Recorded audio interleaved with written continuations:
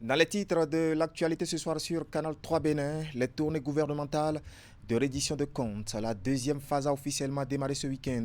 Et dans cette édition, nous irons dans la commune d'Abomey-Calavi, où les populations des arrondissements de Kpanrou et Zinvier ont reçu le ministre de la Santé. Une occasion saisie par le professeur Benjamin Humpati pour exposer à l'assistance les réalisations du régime en place en 8 années de gestion. Teddy Goudalo et Eder Humpévi nous feront le compte rendu de cette séance.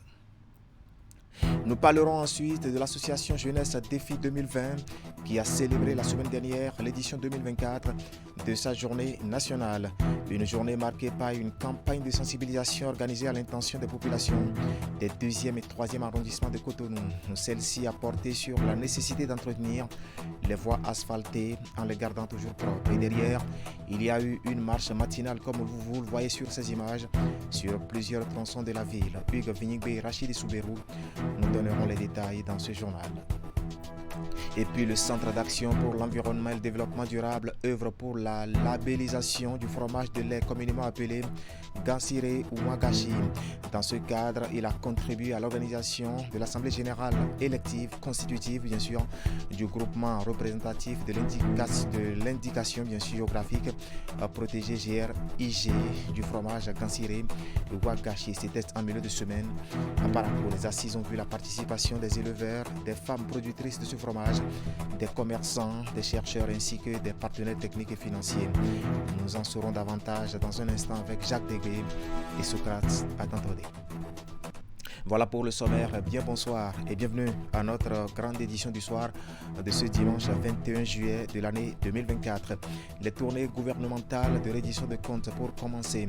Le coup d'envoi de la deuxième phase a été donné ce week-end sur l'ensemble du territoire national. Et dans la commune d'Abomey-Calavi, les populations des arrondissements de Kpanrou et Zinvier ont reçu la visite du ministre de la Santé, Benjamin Humpati, accompagné pour la circonstance des députés de la 6e circonscription électorale, des élus locaux et bien d'autres personnalités, est allé exposer aux populations les grandes réalisations du régime en place en 8 années de gestion. Teddy Goudalo et Eder Humpévi ont suivi cette délégation. Voici leur compte rendu.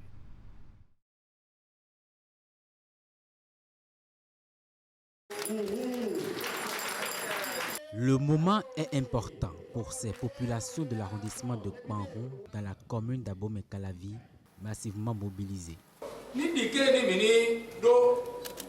Commissariat d'arrondissement. C'est le point de départ de la deuxième phase de la tournée gouvernementale de reddition de comptes pour le ministre Benjamin Humpati et sa délégation. Et il y a fait 2016, 42%. Et ouais, disponibilité autant que toi-même. Fier-moi 80%. Ici, l'usage de la langue nationale fongbe a permis à la délégation composée de ministres, maires et députés de la 6e circonscription électorale de faire passer le message. En 8 années de gestion, sous l'impulsion de Patrice Talon, les réalisations dans les secteurs de l'énergie, de l'eau, de la santé, de l'éducation, de l'agriculture, de la sécurité, du transport et bien d'autres sont présentées à un public resté attentif. Et nous avons pu échanger avec eux justement, d'abord en leur présentant la quintessence des actions du gouvernement du président Patrice Talon au cours des 8 dernières années, en parcourant tous les pans, que ce soit dans le domaine de la santé, de l'électricité, de l'eau, dans le domaine des microcrédits, de l'assurance maladie évidemment, et dans le domaine de l'agriculture, avec toutes les réformes qui sont en cours au niveau du secteur agricole, de la transformation également des produits agricoles au niveau local, dans le domaine également du digital, avec tous les avantages qui sont là aujourd'hui en matière d'accès vraiment aux services digitalisés. Nous avons également pu parcourir les questions liées à l'enseignement, en ce qui concerne l'enseignement technique, mais également à ce que le gouvernement a mis en place pour s'assurer que les apprenants, que ce soit au niveau du primaire que du secondaire, puissent avoir accès à des infrastructures de qualité, mais également à des enseignants en tout temps avec la politique des aspirants au métier d'enseignant. L'exercice est le même ici au sein de l'arrondissement de Zinvier, toujours dans la commune d'Abomey-Calavi. La présence du ministre d'État en charge de la coordination de l'action gouvernementale, Abdoulaye Biotchane, rassure davantage la population. Il y a quelque chose d'important que je n'ai pas entendu ici, que j'entends dans toutes les communes que j'ai visitées dans la première phase de la tournée. Personne n'a parlé du travail et d'emploi pour les jeunes. Je n'ai pas entendu ça. Pourquoi je n'ai pas entendu ça? C'est parce que beaucoup de jeunes ici, ils travaillent déjà à Glodibé. N'est-ce pas? Il faut dire merci à Patrice Talon.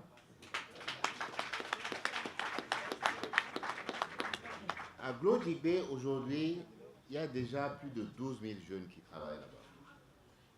D'ici la fin du mois, d'ici décembre, 2024, c'est 35 000 jeunes qui vont travailler là-bas. Abomey-Calavi compte 9 arrondissements. La même délégation conduite par le ministre Benjamin Humpati est attendue dans les 7 autres les jours prochains. Voilà, tout comme à Abomey-Calavi, les émissaires du gouvernement sont attendus dans tous les arrondissements du pays. Nous allons prendre maintenant la direction de l'Assemblée nationale à Porto Novo. Le porte-parole du président de l'institution était face à la presse en milieu de semaine. Il s'est agi pour Vitali Botton d'exposer aux hommes et femmes des médias le bilan de la première session ordinaire du Parlement. Session qui a été clôturée le vendredi 12 juillet dernier. Voici le compte rendu de cette sortie médiatique avec Emma Houdon.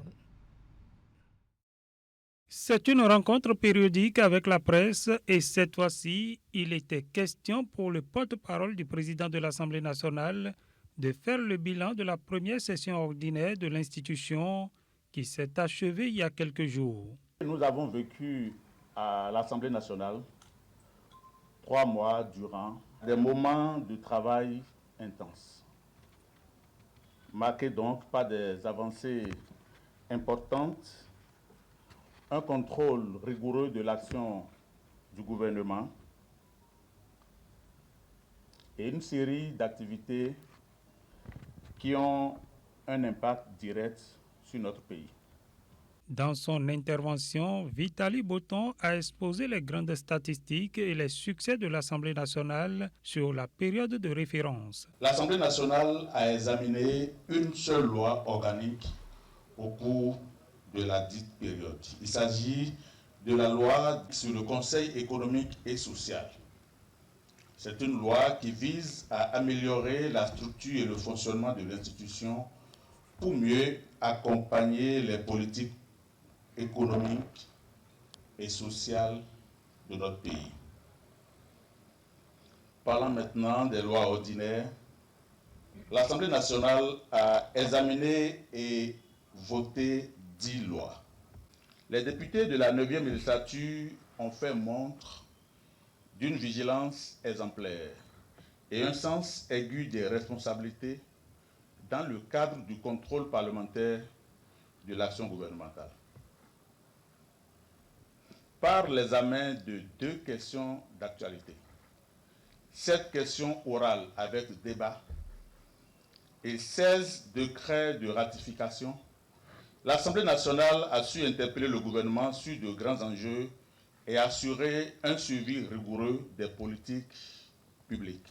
Plusieurs autres actions à savoir l'adoption du rapport d'activité du président, le débat d'orientation budgétaire, la désignation des représentants du Parlement au sein de la HAC et le colloque international sur les cultures politiques en Afrique ont marqué cette session. En somme, dira Vitali Botton, les 3 mois d'activité au Parlement ont été bien remplis avec des résultats très satisfaisants.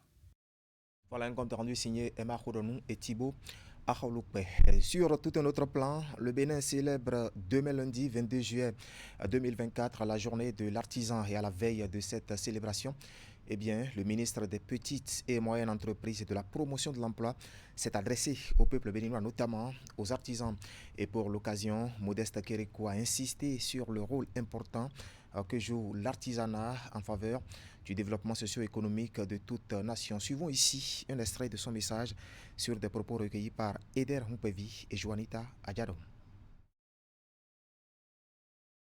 C'est une rencontre périodique avec la presse et cette fois-ci, Mesdames et Messieurs, Demain, lundi 22 juillet 2024, sera célébrée sur toute l'étendue du territoire national la journée de l'artisan béninois, la JAB, instituée par décret numéro 2010-145 du 28 avril 2010.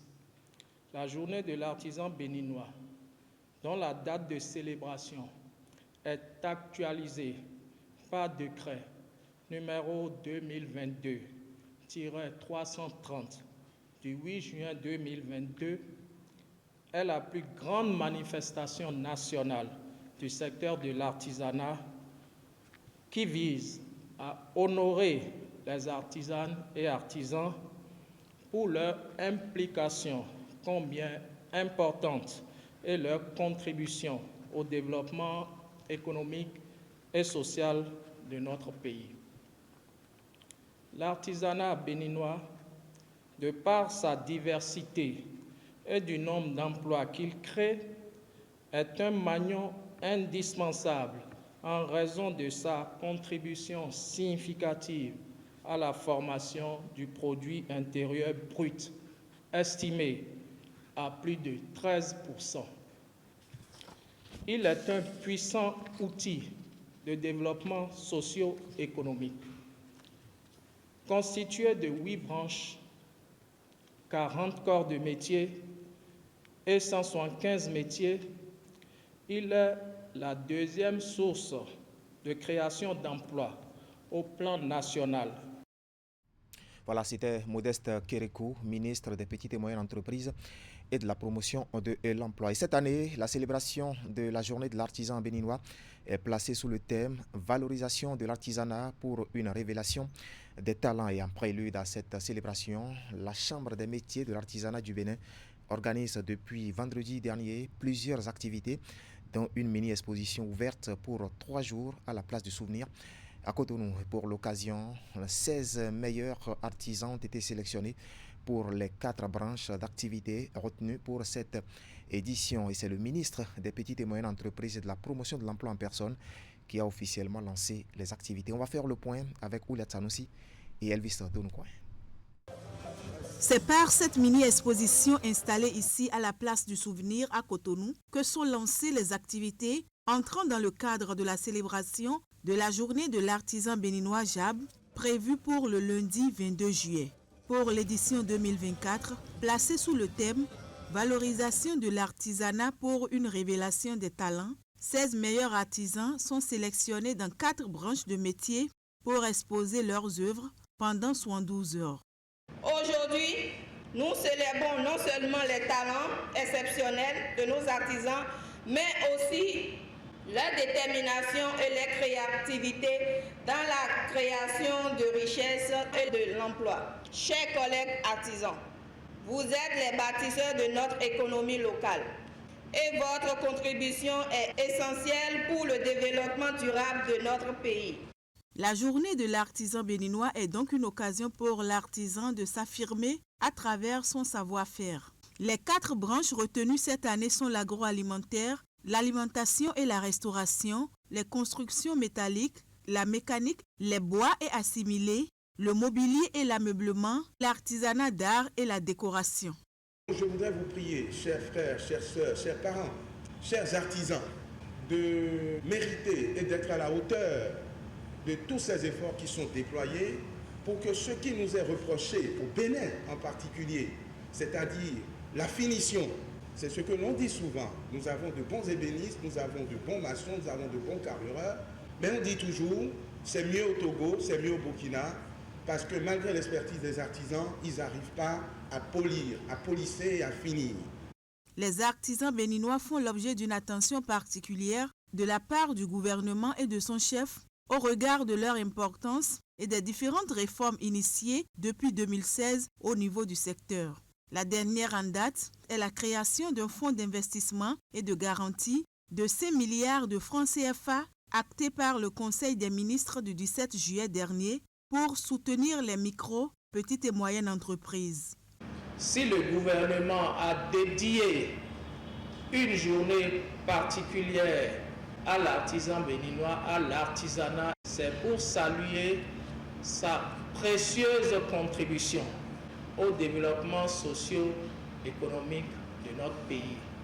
L'artisanat est la première entreprise du Bénin et de tous les pays du monde d'ailleurs. Après le lancement de la journée de l'artisan béninois, une communication est animée sur l'importance du perfectionnement pour un artisanat moderne. Le public est invité à faire le déplacement de la place de souvenir pour visiter cette mini-exposition de la créativité des artisans béninois qui prendra fin le dimanche 21 juillet prochain. Et tout à fait, les artisans béninois qui seront donc à l'honneur demain, lundi 22 juillet 2024. Place à présent aux réformes du secteur de la décentralisation. Aujourd'hui, nous allons parler des secrétaires d'arrondissement dans l'ancienne architecture des communes qui deviendront, il faut le dire, des secrétaires administratifs. Après leur installation, ils seront les secrétaires exécutifs au niveau des arrondissements. Le reste de leurs fonctions, c'est dans les explications du coordonnateur de la cellule de suivi et de contrôle de la gestion des communes. Il a nom Landry Hen. Suivant. Le secrétaire administratif d'arrondissement, c'est un peu le prolongement de la fonction de secrétaire exécutif. Donc prolongement au niveau arrondissement, donc tel que les fonctions sont séparées au niveau mairie, c'est également qu'elles le sont au niveau arrondissement. Le chef d'arrondissement assurant le prolongement de la fonction politique, donc qui est celle du maire, et le secrétaire administratif d'arrondissement faisant autant pour la fonction du secrétaire exécutif. Le secrétaire administratif d'arrondissement n'est pas ordonnateur de budget, mais il travaille aux côtés et sous l'autorité du chef d'arrondissement, étant dans son couloir qui est celui de la gestion technique, qui est celui de la gestion administrative. Et le CA de son côté assurant donc les fonctions politiques qui sont dévolues au maire au niveau donc de la commune. Avant, le secrétaire d'arrondissement n'avait pas d'attribution propre qu'il exerçait. Donc il était un peu là pour assister le chef d'arrondissement. Donc tel qu'on a séparé, c'est le même schéma qui est fait au niveau commune qui est répliqué au niveau de l'arrondissement. Donc il a des pouvoirs propres lesquels il exerce sous le contrôle du SE, mais la loi a prévu également les aménagements en termes de collaboration qu'il peut avoir avec le chef d'arrondissement. Il y aura des renforcements de capacités, donc tout un plan de formation est prévu à leur profit et également au profit des chefs d'arrondissement pour que les deux aient les mêmes informations, soient imprégnées au même niveau pour ce qui concerne la réforme. Et ils vont avoir un contrat sur 5 ans, donc ils vont assurer une certaine continuité au niveau de l'arrondissement, donc passant d'un mandat donc, à un autre, ça permet d'assurer la continuité. Voilà, c'était Landry Henou sur des propos recueillis par Eunice Ballet et Eder Mpevi. À l'école doctorale des sciences agronomiques et de l'eau de l'université de Parakou, eh bien, le cercle des docteurs s'élargit. Le nouveau venu à nom, Alassane Iliassou, l'impétrant, a enfilé cette toge lundi dernier après avoir soutenu avec brio sa thèse de doctorat devant un jury présidé par le professeur Jacob Afouda Yabi. Eh bien, le récipiendaire a travaillé sur le thème dynamique d'occupation spatiale, évolution de la biodiversité et stratégie locale de la gestion durable des forêts au nord-ouest du Bénin. Reportage Jacques Degbé et Socrate Adantodé. Alassane Iliassou aura passé plusieurs heures à défendre son thème, mais à l'arrivée, son travail fut salué par l'ensemble des membres du jury. Le jury a accepté la thèse et vous décède donc le diplôme de docteur de l'université de Parakou en sciences forestières. Et ce, avec la mention très honorable. Cette soutenance vient sanctionner le parcours de l'impétrant à l'école doctorale des sciences agronomiques et de l'eau de l'université de Parakou, spécialité sciences et techniques forestières, option aménagement et gestion des ressources naturelles. Il s'est penché sur un sujet d'actualité parce que le sujet touche directement à la sauvegarde, à la gestion et à la sauvegarde de nos ressources forestières. Il s'est évertué à collecter beaucoup de données sur nos forêts classées et nos forêts sacrées et à comparer la richesse spécifique au niveau de ces deux forêts.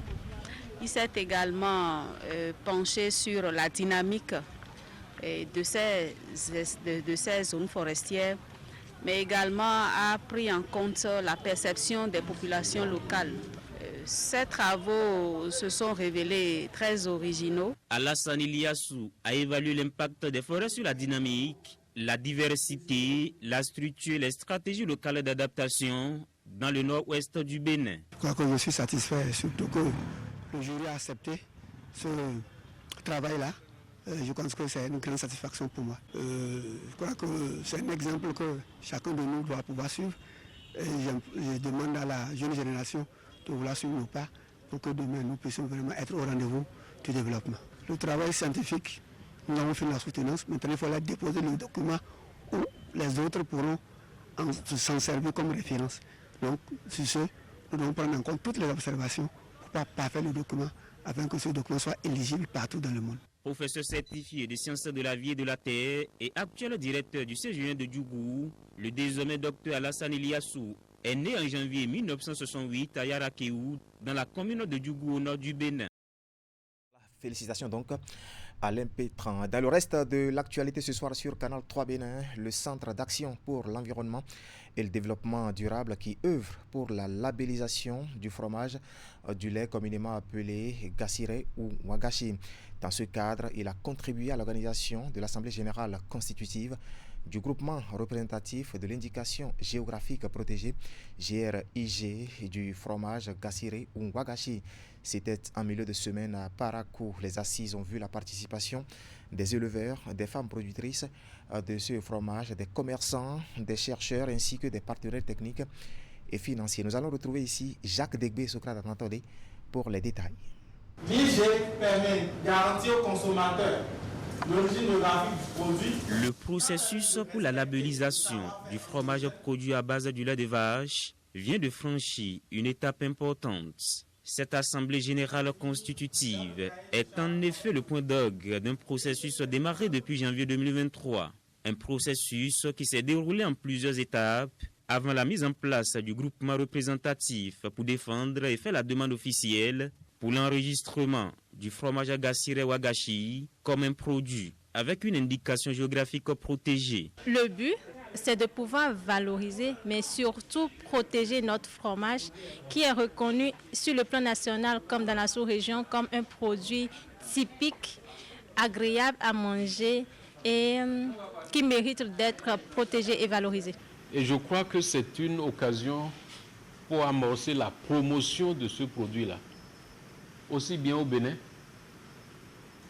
qu'au-delà même des frontières de notre pays. Et c'est en cela surtout que l'atelier est très important. Au terme des travaux qui ont duré toute la journée, un comité transitoire de coordination du GRIG fut installé. Composé de 7 membres, il est investi de plusieurs missions, dont la validation du cahier des charges et du dispositif de contrôle. Des comités locaux ont été installés pour pouvoir suivre la traçabilité des produits qui vont sortir. Et au niveau national, nous avons le regroupement représentatif qui est une organisation parapluie qui va chapeauter les comités locaux et qui va procéder à la demande officielle de l'IG. C'est également ce groupement représentatif qui va appuyer, coordonner et valider tous les tests. La finalité de tout ceci étant de protéger le fromage Gassiré Wagashi qui fait désormais face aux menaces d'usurpation. Il y a de cela 6 ou 7 années que les gens ont voulu faire la labellisation en Europe et j'ai déposé une plainte.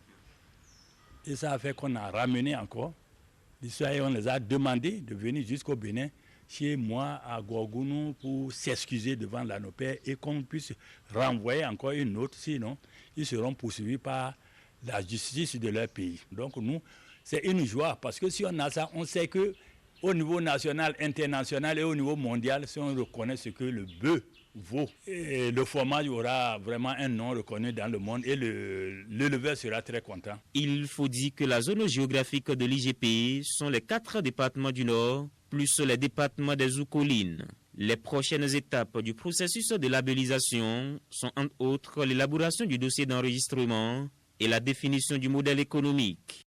Tout à fait, pour mieux exporter ce produit.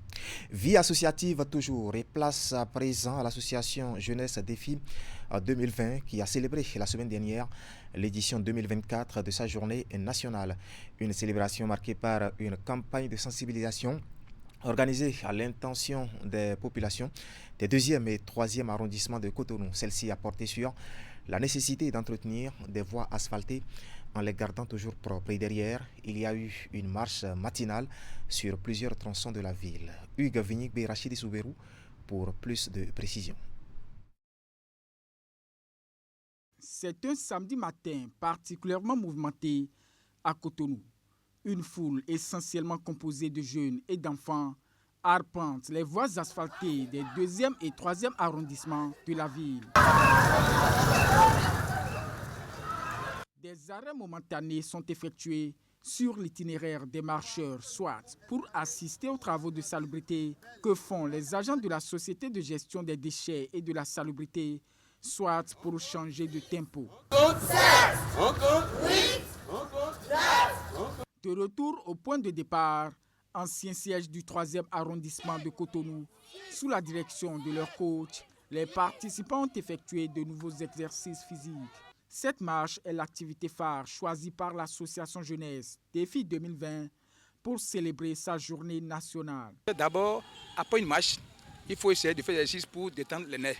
Sinon, si on fait pas ça à la maison, vous serez coincé et vous ne pouvez plus marcher. C'est pourquoi j'ai fait l'exercice tout à l'heure pour détendre les nerfs et pour que le rein, le dos et tout le corps soient libérés. C'est pourquoi je viens l'exercice pour que tout le monde soit content de vous. Le sport, c'est la vie. Ce n'est pas seulement la santé, c'est la vie. Le sport d'entretien, c'est le sport qui s'occupe du maintien du corps. Si le gouvernement s'investit à faire tous ces efforts, il faut que nous, qui sommes population, nous qui sommes bénéficiaires directs de ces ouvrages, que nous puissions prendre conscience de tout ce qui se fait, de tout ce qui s'investit, histoire de mieux les entretenir pour une durabilité souhaitée par tout le monde. Cette activité a également été réalisée dans le cadre du projet Culture du quartier, dont les apprenants sont la principale cible. Quand nous touchons les enfants, nous sommes censés toucher les parents. Passé par les enfants, les parents sont informés à la maison. Les environnements sont informés, les enseignants, la rue est informée. Parce que les enfants constituent une cible pour la relève, une cible pour la correction de tous les maux dont nous souffrons dans notre pays. Former, sensibiliser et épanouir jeunes et enfants, tels sont les objectifs de l'association Jeunesse Défi 2020.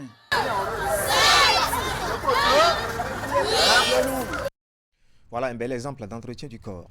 Et c'est l'essentiel à retenir ce soir quant à l'actualité sur Canal 3 Bénin. Le journal lui a été préparé par l'ensemble de la rédaction qui, par ma voix, se joint à l'équipe technique pour vous remercier de nous avoir suivis. Et bonne fin de week-end à toutes et à tous et retrouvez l'actualité dans un format beaucoup plus grand demain lundi dès qu'il sonnera à 7h. L'émission à nom Actu Matin.